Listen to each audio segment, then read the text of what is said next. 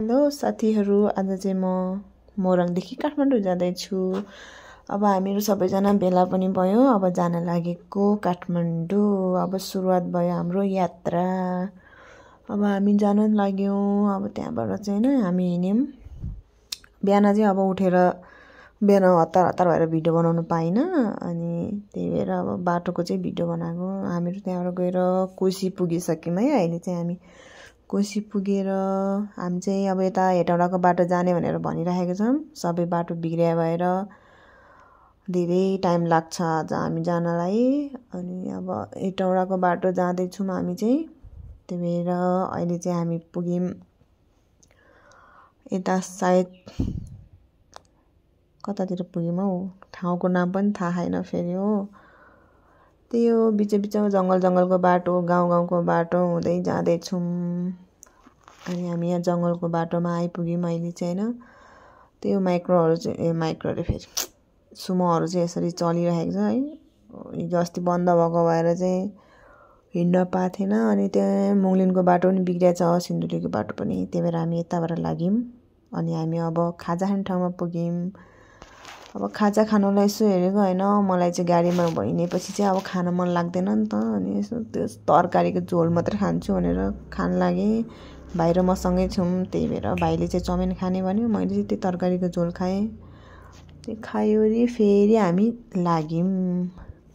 अनि हामी चाहिँ अब यताको बाटो नगएर हामी अर्को बाटो जाँदैछौँ। यो हेटौँडाको बाटो।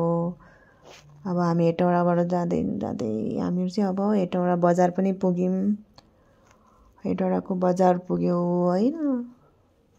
जे होस्, त्यहाँसम्म चाहिँ मलाई सन्चै भएको थियो कि यसपालि चाहिँ मलाई अलिक गाडीमा हिँड्दैन अलिक सन्चै भयो। हिजो अस्ति न चाहिँ बिरामी हुन्थेँ, यसपालि धेरै कन्ट्रोल गरेर आएर चाहिँ अलिक सन्चो भएको छु। त्यही भएर मैले ब्लग बनाइरहेको। अनि हामी चाहिँ अब हेटौँडा बजार हेर्दैछौँ, घुम्दैछौँ होइन। अनि यहाँबाट अब हेटौँडाबाट फेरि हामी अब हेटौँडा बजारलाई हामीले छोडेर अब फेरि हामी यताको बाटो लाग्यौँ। हामी चाहिँ अब यो दामनको बाटो जाँदैछौँ है। दामनको बाटोबाट चाहिँ अब जानुपर्ने रहेछ। यो दामनमा चाहिँ एकदम हुन्छ नि अब चिसो क्या, एकदम चिसो त्यो डाँडा जानुपर्ने भएर चिसो भएर अनि चिसो भयो। यस्तो हुस्सु लागिरहेको छ, यस्तो बेसमारी चिसो भएर जाडो भइरहेको थियो क्या। मलाई धन्न सल राखेको थियो र राम्रो भयो। अनि त्यो हेर्नु नि त्यहाँ यस्तो हुस्सु लागेको, क्यामेरामा राम्रो चाहिँ देखाएको छैन खासै। यता लाग्यो अनि एकछिन हामीहरू विश्राम गऱ्यौँ। अब यहाँ चाहिँ हाम्रो एकछिन विश्रामको छ, सबैजना यताउता हेर्दै हुनुहुन्छ। एकछिन यो डाँडामा बसेर फेरि हामी लाग्यौँ। अनि त्यहाँबाट यता माथि झन् यति धेरै हुस्सु लागेको छ हेर्छ न। रात पर्न लागिसक्यो, हुस्सु पनि लाग्यो त्यसै। यति धेरै चिसो थियो नि यहाँनिर। जाँदा रातै पर्यो। रात परेर नि यस्तो भइसक्यो, रात पनि लागिसक्यो। हिँड्दा गाडीमा छेचारिँदा कम्ता गाह्रो भएको थियो। अनि लास्टमा अनि त्यहाँबाट पातलुङ जुङ खै कता भन्ने ठाउँमा आयो। त्यहाँ पछाडि रात त्यो ठाउँको नाम बिर्सियो मैले।